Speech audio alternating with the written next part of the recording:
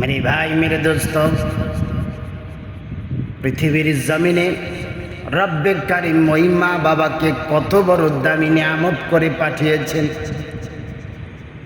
আর যার মা বাবা আছে সে পৃথিবীতে কতই না দামি। যার মা বাবা নেই এই পৃথিবীতে সে একজন হতভাগা, সে একজন ইয়েতিম।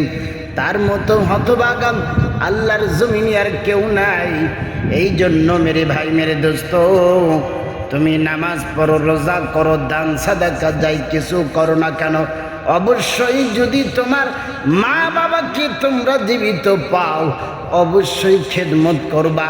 কারণ মায়ের খেদমত করা ব্যতীত নামাজ রোজা দিয়েই কিন্তু জান্নাতে যাওয়া সম্ভব হবে না। আল্লাহর ইবাদতের পাশাপাশি মা বাবার খেদমত অবশ্যই লাগবে, এইটা বলেছেন আমার আল্লাহ।